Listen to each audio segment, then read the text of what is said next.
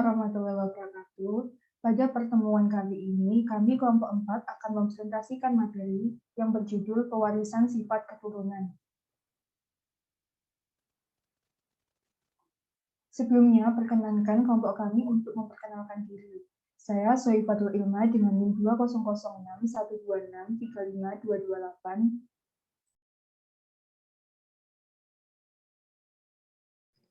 Saya Anindita Kumar dengan NIM 200612635302. Saya Itia Nurul Sofia Imamah dengan NIM 200612635298. Saya Friska Salsabila dengan NIM 200612635309.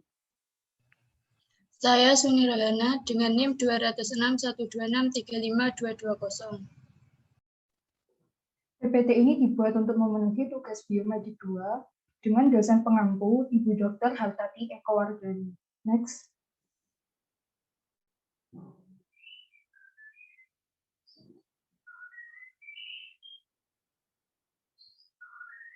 Materi yang akan kami bahas pada pertemuan kali ini yang ada hereditas pada manusia, lalu ada kelainan genetik, autosom, baik itu dominan maupun resesif, dan juga kelainan genetik kromosom. Yang ketiga ada golongan darah, tipe A, B, O, dan tipe resus. Serta yang terakhir yaitu gen letal. Next. Materi pertama yang akan kita bahas yaitu mengenai hereditas. Apa itu hereditas? Hereditas merupakan proses penurunan sifat dari induk keturunannya melalui gen. Contohnya seperti warna pada tumbuhan, bentuk piau pada hewan, dan warna rambut pada manusia.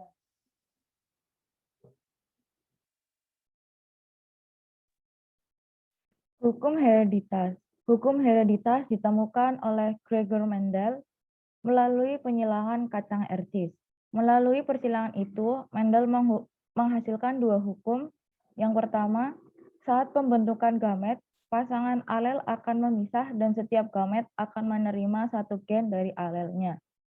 Hukum Mendel 2 berbunyi, alel yang telah berpisah akan bergabung secara bebas membentuk genotip dengan kombinasi alel yang berbeda.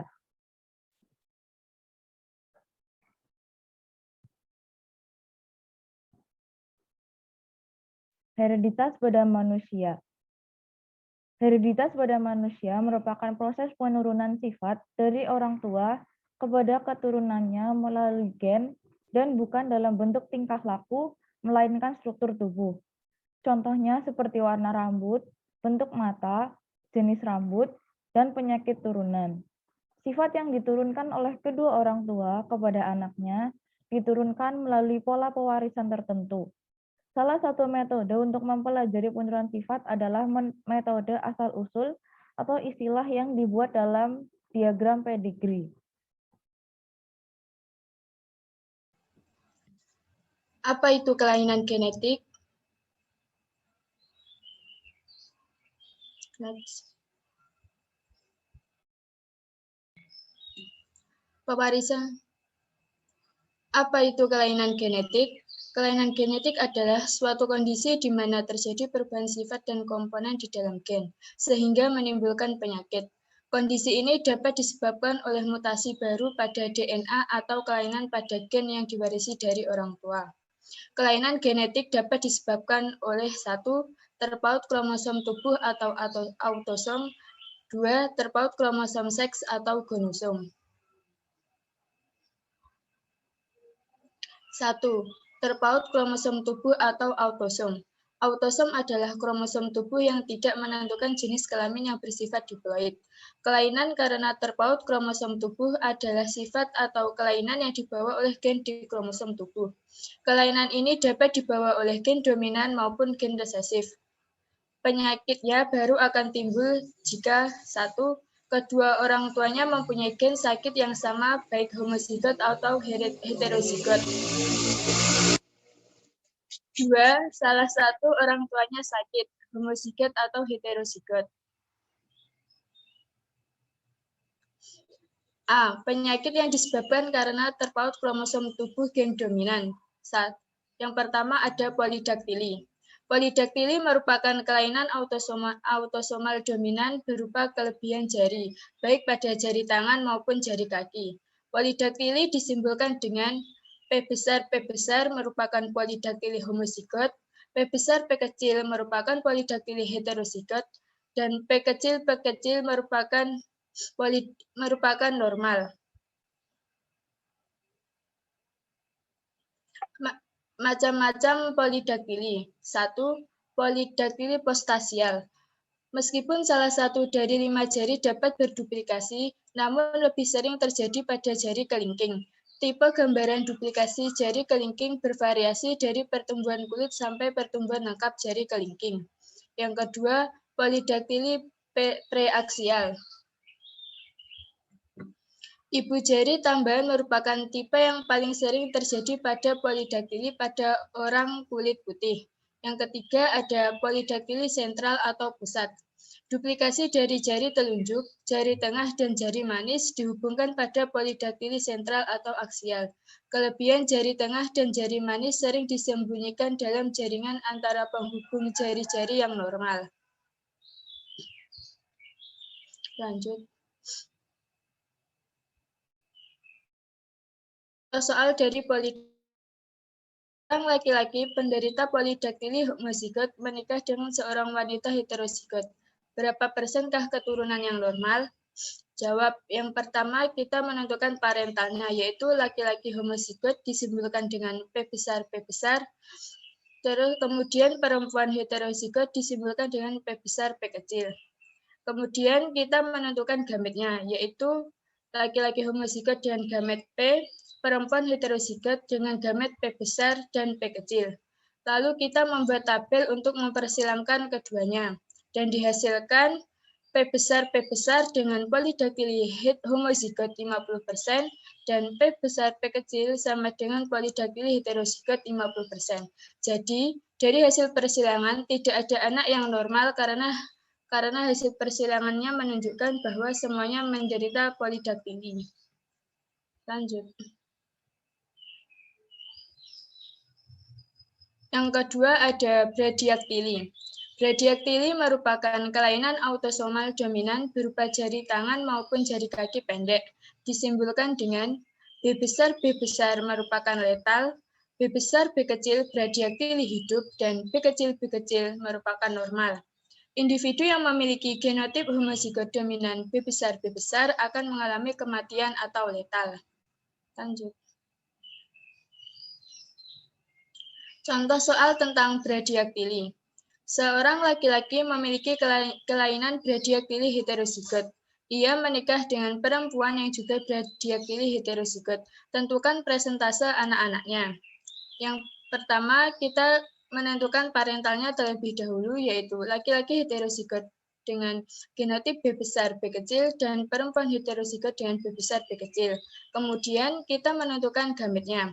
Gametnya yaitu B besar B kecil dan B besar B kecil. Kemudian kita membuat tabel seperti tabel persilangan, yaitu dengan menuliskan gametnya B besar B kecil B besar B kecil. Kemudian kita silangkan. Jadi dapat diketahui bahwa kemungkinan anak-anak mereka yaitu B besar bradiaktili letal atau mati sebanyak 25%, B besar B kecil bradiaktili heterozigot atau hidup sebanyak 50%, dan B besar B kecil normal dengan presentase 25%.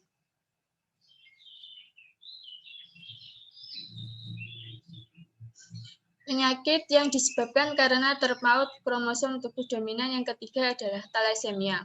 Thalassemia adalah kelainan autosomal dominan di mana sel darah merah seseorang berbentuk tidak beraturan. Kadar Hb sangat sedikit sehingga penderita sering kekurangan oksigen atau hipoksemia. Ada dua jenis thalassemia. Yang pertama yaitu thalassemia mayor, disimpulkan dengan T besar.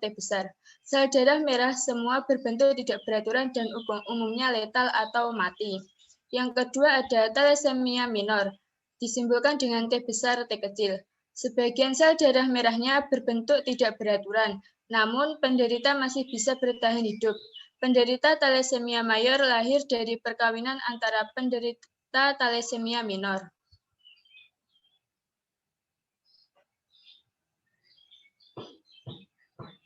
Contoh soal dari penyakit thalassemia. Seorang wanita menderita thalassemia minor menikah dengan seorang pria normal. Hitunglah persentase anak normal. Yang pertama kita menentukan parentalnya, yaitu laki-laki normal disimbolkan dengan T kecil, dan perempuan minor disimbolkan dengan T besar T kecil. Kemudian menentukan gametnya, yaitu laki-laki normal dengan gamet T dan perempuan minor dengan gametnya T besar, T kecil. Kemudian kita silangkan pada tabel seperti di slide. Jadi dari hasil persilangan dapat diketahui bahwa persentase anak normal yaitu T besar, T kecil, persentase anak normal itu disimbolkan dengan T kecil normal yaitu 50% dan T besar, T kecil penderita thalassemia minor sebanyak 50%. Selanjutnya, autosom yang kedua adalah autosom resesif. Ditinjau dari definisinya sendiri, pewarisan sifat pada autosom resesif diturunkan oleh genotip resesif yang biasanya memiliki simbol huruf kecil. Genotip dominan ada akan menutupi sifat tertentu atau disebut fenotip yang diturunkan oleh gen resesif, sehingga individu yang memuat gen dominan tidak akan memunculkan fenotip resesif. Pada penurunan kelainan yang terpaut autosom resesif, sifat fenotip akan muncul pada individu dengan genotip homozigot resesif. Seseorang dengan genotip heterozigot tidak menampakkan kelainan atau penyakit. Namun, individu tersebut dikatakan sebagai pembawa sifat atau disebut carrier, yang dapat mewariskan sifat resesif kepada generasi selanjutnya. Next. Mengenai kelainan autosom resesif, saya akan memberikan 3 contoh. Yang pertama adalah albino. Penderita albino mengalami proses pigmentasi yang tidak normal pada kulit dan bagian tubuh yang lain. Kelainan ini disebabkan oleh gen yang terpaut pada kromosom autosom dan bersifat resesif atau A kecil. Kasus demikian dapat terjadi jika induk tersebut memiliki genotip heterozigot A besar A kecil atau disebut carrier. Orang tua yang membawa sifat albino memiliki kemungkinan 25% menghasilkan keturunan penderita albino.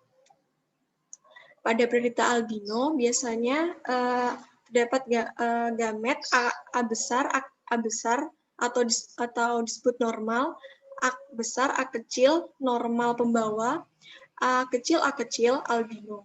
Next. Yang kedua adalah kelainan pada autosom resesif yaitu kretinisme.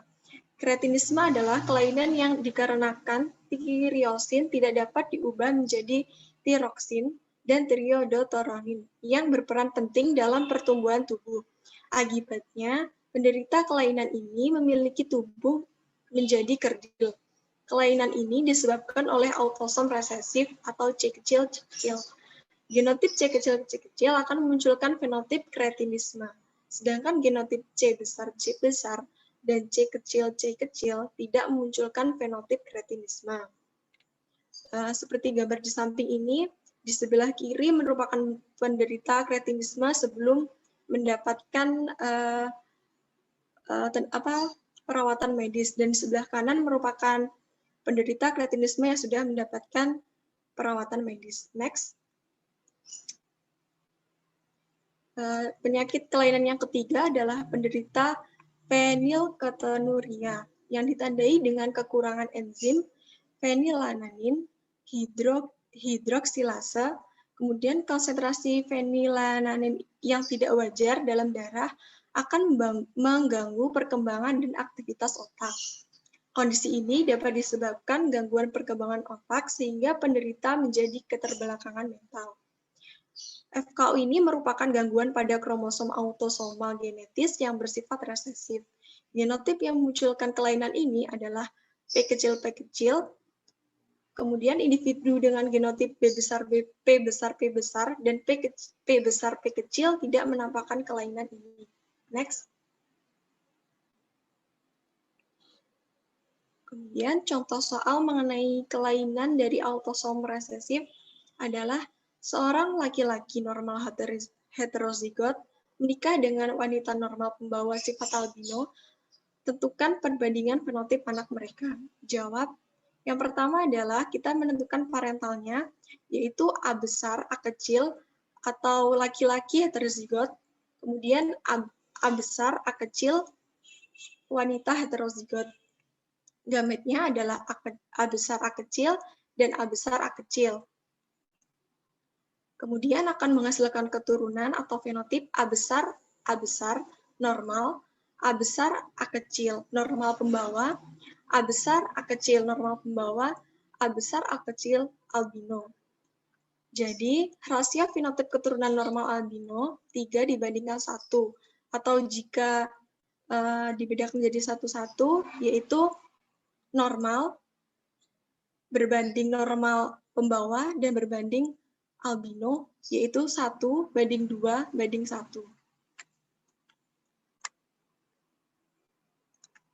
Next.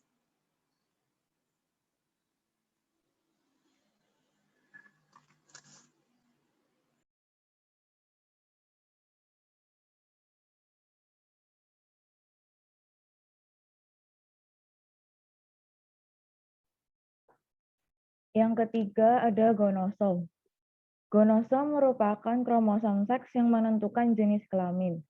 Kromosom ini terdiri dari X dan Y, sehingga dapat membentuk XX untuk wanita dan XY untuk laki-laki. Lalu ada kelainan pada gonosom. Kelainan pada gonosom dapat disebabkan oleh terpautnya kromosom X dan terpautnya kromosom Y.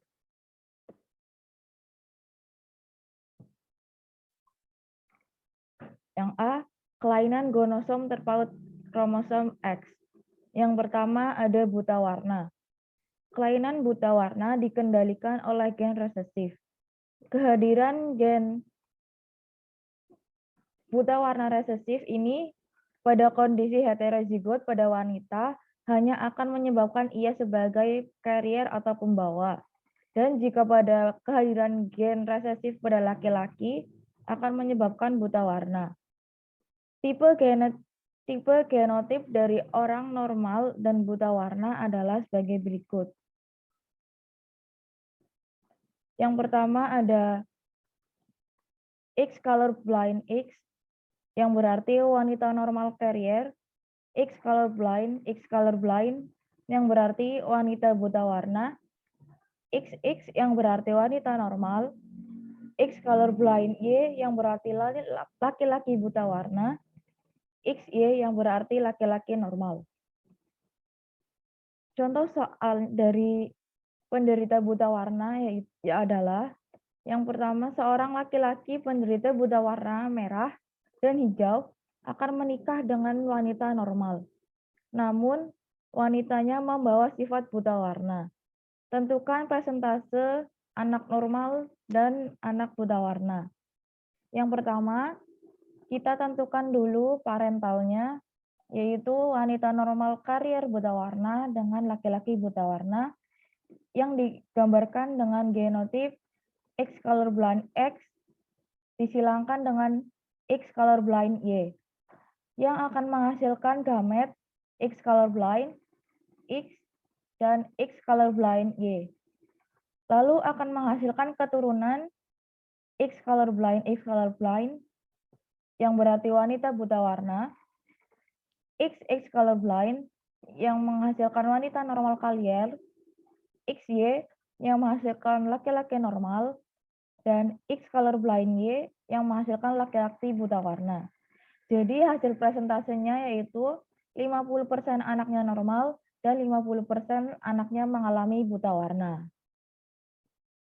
Yang kedua ada hemofilia. Hemofilia merupakan suatu kelainan yang menyebabkan terhambatnya proses pembekuan darah.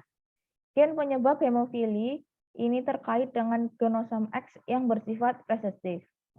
Tipe genotip dari hemofilia adalah sebagai berikut. X hemofili berarti wanita normal. X hemofili dan X hemofili kecil berarti wanita normal carrier. X hemofili resesif yang berarti wanita hemofili atau letal. X hemofili Y yang berarti pria normal. X hemofili resesif Y yang berarti pria hemofili. Contoh soalnya yaitu seorang wanita carrier hemofili menikah dengan laki-laki normal. Tentukan perbandingan anak yang normal dan perbandingan anak yang hemofili. Yang pertama, kita menentukan parentalnya terlebih dahulu, yaitu wanita carrier hemofili dengan laki-laki normal yang memiliki genotip X hemofili dan X hemofili resesif, disilangkan dengan X hemofili Y. Lalu akan menghasilkan gamet X hemofili resesif, dan X hemofili Y, yang akan menghasilkan keturunan X hemofili yang berarti wanita normal, lalu X hemofili Y yang berarti laki-laki normal, lalu ada X hemofili dan X hemofili resesif yang berarti wanita normal carrier, lalu ada X hemofili resesif Y yang berarti laki-laki hemofili. Jadi hasil perbandingan antara anak normal dengan anak hemofili yaitu 3:1.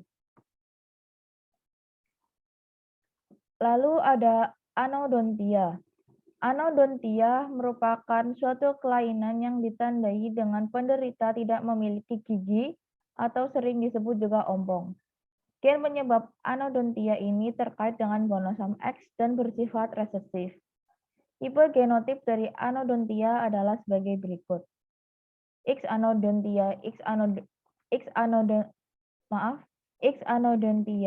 anodontia yang berarti laki-laki normal. Lalu ada X anodontia, Y anodontia resesif yang berarti laki-laki anodontia. X anodontia dan X anodontia yang berarti perempuan normal. Lalu ada X anodontia resesif yang berarti perempuan normal carrier. Lalu ada X anodontia resesif dan X anodontia resesif yang berarti perempuan anodontia. Contoh soalnya, seorang wanita carrier anodontia menikah dengan laki-laki normal. Tentukan persentase anak yang normal dan anak yang menderita anodontia.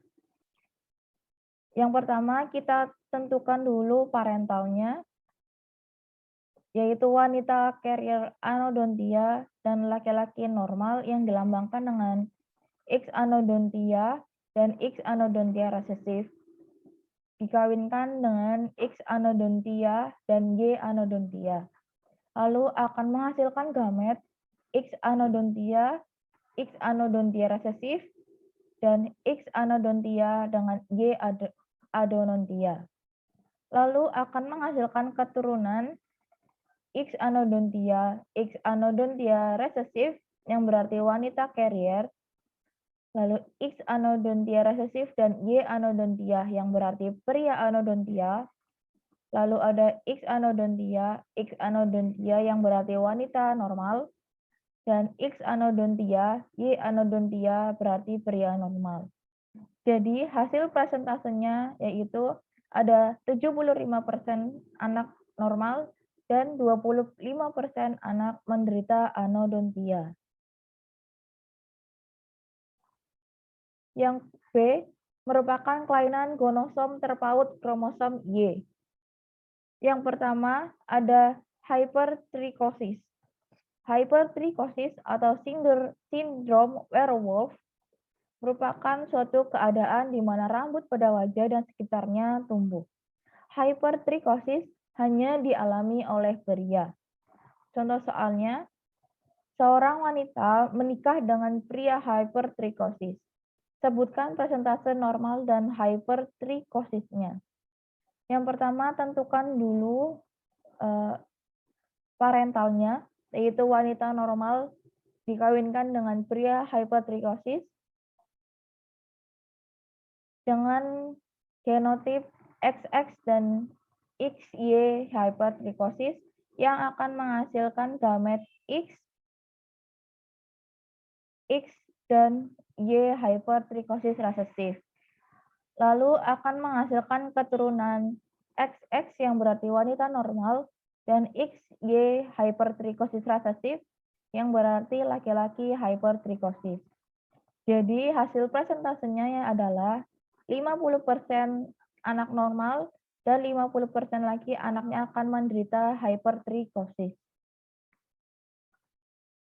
Yang kedua ada Web2. Web2 merupakan salah satu kelainan yang ditandai dengan pertumbuhan selaput di antara jari-jari yang disebabkan oleh gen resesif dan diturunkan pada keturunan laki-laki. Contoh soalnya, seorang wanita menikah dengan seorang pria yang mengidap Web2. Sebutkan presentasi normal dan presentasi Web2-nya. Yang pertama, kita tentukan dulu parentalnya, yaitu wanita normal dikawinkan dengan pria yang mengidap Web2. Yang dilambangkan dengan genotip XX dan XY Web2 resesif. Lalu akan menghasilkan gamet X, lalu X dan Y Web2 resesif. Lalu akan menghasilkan keturunan XX yang berarti wanita normal dan XY Web2 resesif yang berarti laki-laki mengidap Web2. Jadi hasil presentasinya yaitu 50% anak normal dan 50% anak mengidap Web2.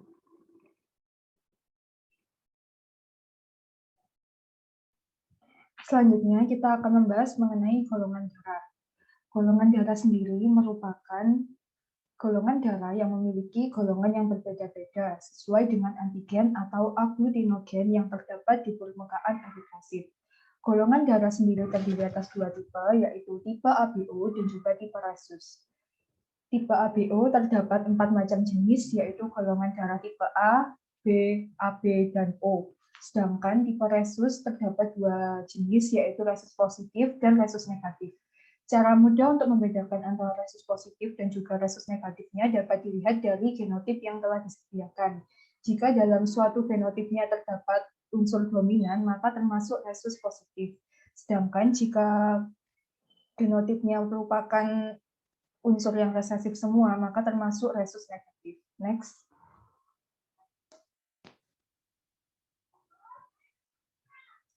Selanjutnya, saya akan membahas lebih lanjut mengenai 2 tipe golongan darah. Yang pertama, saya akan menjelaskan mengenai tipe golongan darah ABO. Next. Golongan darah tipe ABO ditemukan oleh Leinster yang membagi golongan darah menjadi 4. Pembagian golongan darah tersebut didasarkan pada adanya jenis antigen tertentu pada sel darah yang disebut agglutinogen. 4 jenis pembagian tersebut yaitu golongan darah A yang bergenotip IA-IO, golongan darah yang dalam eritrositnya mengandung antigen A atau agglutinogen A, dan dalam plasma darahnya mampu membentuk antibodi B atau agglutinogen B. Selanjutnya yaitu golongan darah B dengan genotip IB-IB atau IB-IO. Golongan darah yang dalam eritrositnya mengandung antigen B atau agglutinogen B, dan dalam plasma darahnya mampu membentuk antibodi A atau agglutinina. Selanjutnya yaitu golongan darah AB yang bergenotip IA-IB, merupakan golongan darah yang dalam eritrositnya mengandung antigen B dan plasma darah golongan AB tidak mampu membentuk antibodi atau agglutinin baik A maupun B.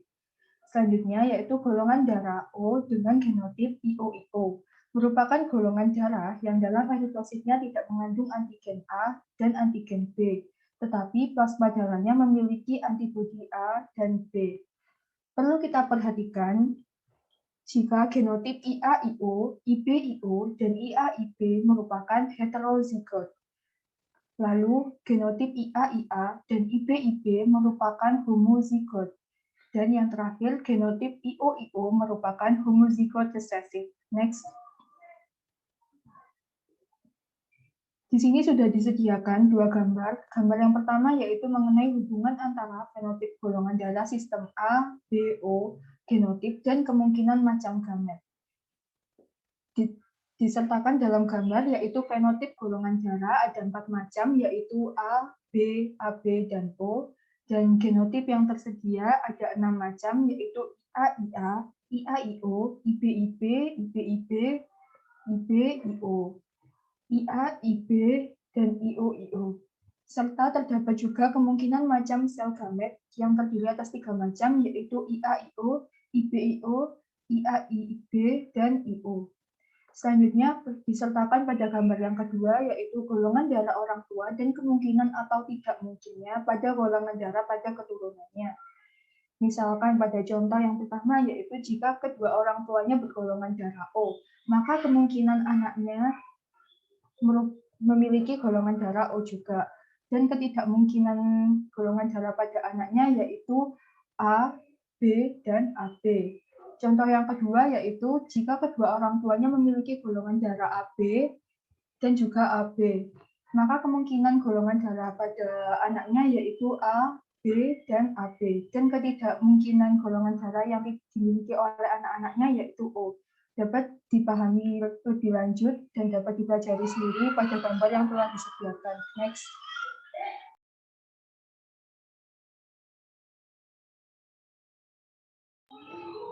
Selanjutnya, saya akan membahas mengenai contoh soal. Contoh soal yang pertama, yaitu dalam soal terdapat seorang suami istri yang baru menikah dan berencana memiliki keturunan.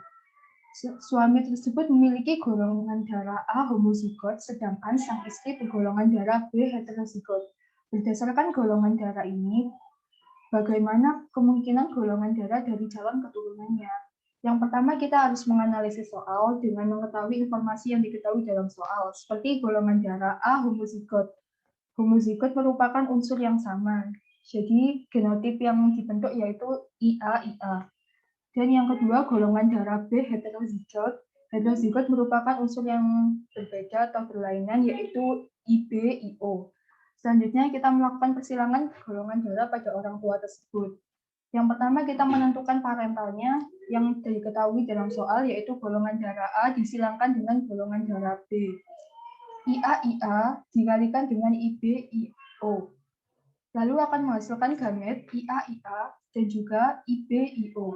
Lalu kita silangkan. Karena terdapat 2 IA, maka kita akan menghilangkan satu saja.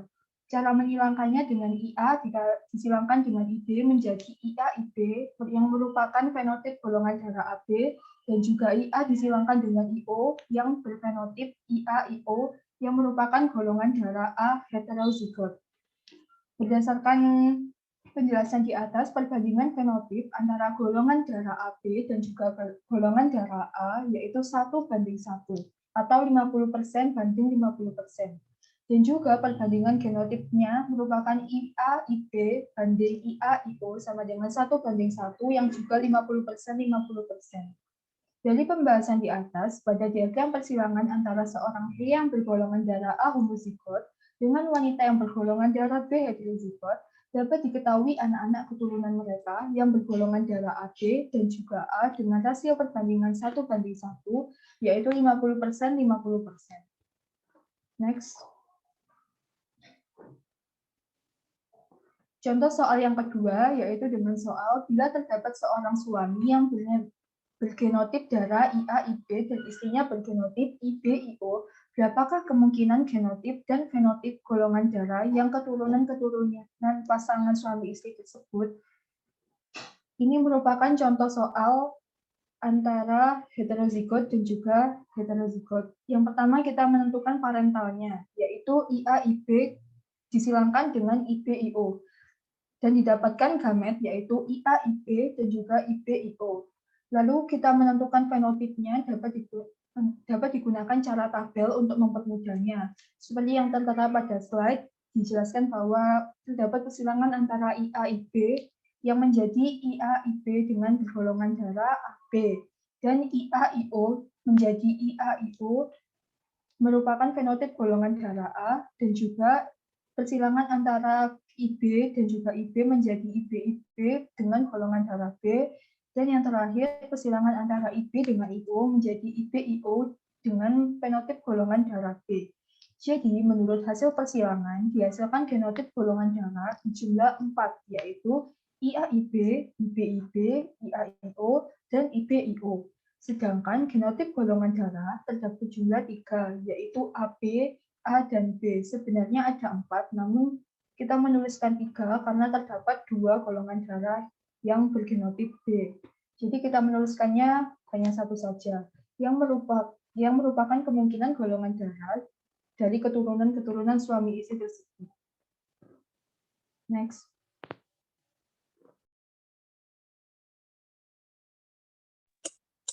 Tipe golongan darah yang kedua yaitu tipe resus. Next. Apa itu resus? Golongan darah resus adalah penggolongan darah yang terinspirasi dari primata resus macaque atau dalam bahasa Latinnya yaitu Macaca mulata. Resus merupakan jenis kera endemik dari India yang dahulu digunakan untuk mengetes darah orang. Penemu sistem golongan darah resus adalah Karl Landsteiner pada tahun 1939. Penemuan ini berlangsung setelah ia menemukan sistem golongan darah ABO pada awal tahun 1900-an. Faktor resus adalah antigen atau protein yang ada pada permukaan sel darah merah. Jika sel darah merah Anda memiliki faktor RH, golongan darah Anda adalah RH positif. Sebaiknya, jika tidak, golongan darah Anda adalah resus negatif. Next. Manfaat resus. Yang pertama yaitu sistem golongan darah resus ini berguna untuk membantu transfusi darah. Jika dilakukan transfusi darah dari orang yang bergolongan darah resus negatif kepada orang yang bergolongan darah resus negatif, maka akan terjadi rangsangan untuk pembentukan antibodi RH atau resus. Akan tetapi, apabila resipien mendapatkan transfusi darah lagi dengan golongan resus positif, maka akan terjadi hemaglutinasi atau penggumpalan darah yang berakibat pada kematian. Hal ini disebabkan karena antibodi sebelumnya yang sudah terbentuk akan menyerang pada antigen baru. Next. Manfaat resus yang kedua yaitu golongan darah resus dapat digunakan dalam menentukan penyakit yang diderita oleh bayi hasil perkawinan. Apabila seorang pria resus positif atau RH+ menikah dengan wanita resus negatif atau RH-, kemungkinan anaknya menderita erythroblastosis fetalis atau penyakit kuning bayi. Pada kasus erythroblastosis fetalis, eritrosis anak golongan RH+ digumpalkan oleh antibodi ibu yang berwarna putih yang bergolongan RH- ketika dalam kandungan. Next.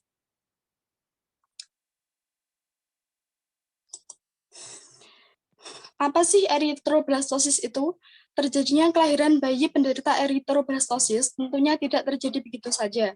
Akan tetapi melalui beberapa tahap, diantaranya yaitu yang pertama, urat darah plasenta pecah memungkinkan keluarnya antigen RH bayi. Yang kedua, antigen RH masuk ke limfa ibu dan ibu membentuk antibodi. Selanjutnya yaitu antibodi dari ibu itu masuk ke plasenta dan terjadi reaksi antigen RH atau antibodi RH. Next. Resus terdiri dari dua jenis, yaitu resus positif atau RH+, dan resus negatif atau RH-. Next. Resus positif. Seperti halnya golongan darah, resus Anda diwariskan dari kedua orang tua. RH positif adalah jenis golongan darah yang paling umum. Di Asia, hanya terdapat 1% hingga 2% yang memiliki resus negatif, sehingga artinya resus orang Indonesia mayoritas adalah resus positif. Sedangkan presentasi resus negatif paling banyak ditemukan pada ras Kaukasia, yakni sebanyak 15%. Orang dengan resus positif dapat menerima transfusi darah dari golongan resus positif maupun golongan resus negatif. Next. Berbeda dengan resus negatif, orang dengan resus negatif hanya dapat menerima transfusi darah dari golongan darah yang sama atau dari golongan darah O resus negatif. Itu karena golongan darah O resus negatif tidak memiliki antibodi terhadap antigen A, B, atau faktor RH. Jika mendapat transfusi darah dari resus positif, akan terjadi ketidakcocokan resus yang dapat menimbulkan masalah kesehatan. Namun, perlu diketahui bahwa resus negatif bukanlah penyakit atau kelainan darah. Tak dimungkiri, memiliki resus negatif kerap menjadi kekhawatiran tersendiri. Selain sering dikira sebagai kelainan darah atau mengingat resus orang Indonesia mayoritas positif, memperoleh darah dengan resus negatif juga masih dianggap sulit. Diperlukan jaringan sosial dan akses informasi agar kebutuhan darah resus negatif dapat dipenuhi. Next. Contoh kasus resus yaitu pada perkawinan pasangan suami istri yang berbeda faktor resusnya dapat mengakibatkan ketidakcocokan pada darah ibu dengan bayi yang dikandungnya. Misalnya, perkawinan pria yang bergolongan darah resus positif homozigot atau I resus positif dengan wanita bergolongan darah resus negatif homozigot atau I resus negatif dapat melahirkan bayi yang bergolongan darah resus positif. Dengan kata lain, jika parentalnya berupa pria resus positif atau RH+, dan wanita resus negatif atau RH-, maka akan menghasilkan gamet berupa I resus positif, I resus negatif, yang artinya keturunan dari kedua wanita dan pria tersebut akan menghasilkan anak yang bergolongan darah B, atau I resus positif, I resus negatif. Bayi yang mengalami gangguan ini biasanya tidak berumur panjang, namun dapat ditolong dengan jalan pemberian suntik antiserum anti-RH- kepada ibu RH-, karena antiserum ini akan merusak sel-sel RH+, sehingga ibu tidak perlu memproduksi antibodi anti-RH-. Next.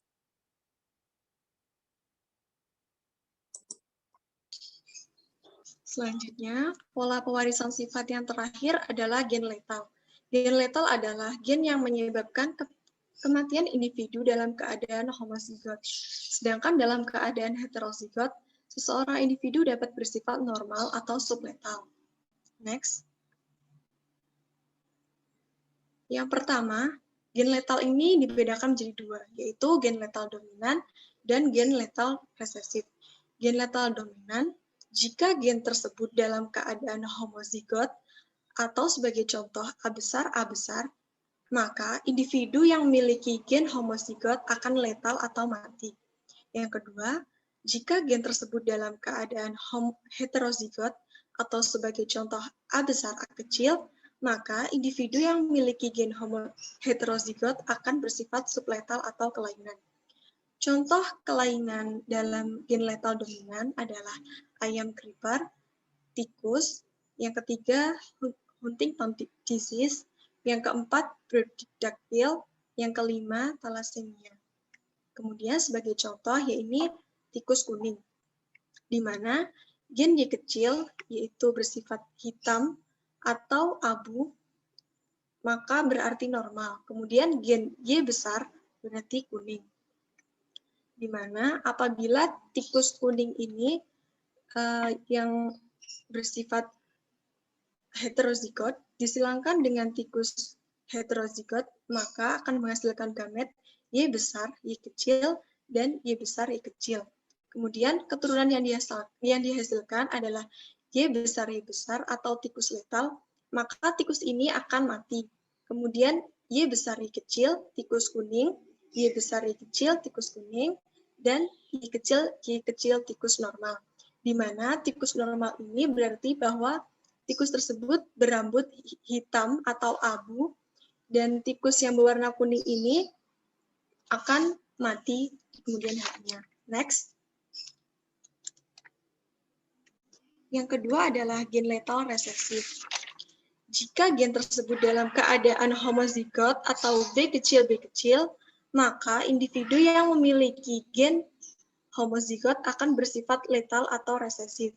Yang kedua, jika gen tersebut dalam keadaan heterozigot atau B besar, maka individu yang memiliki gen heterozigot akan bersifat carrier atau pembawa.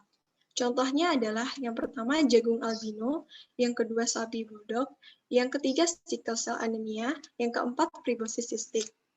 Contohnya pada jagung albino, di mana gen G besar yaitu jagung yang berklorofil atau normal, gen maksud saya ini salah, G kecil, yaitu tidak berklorofil.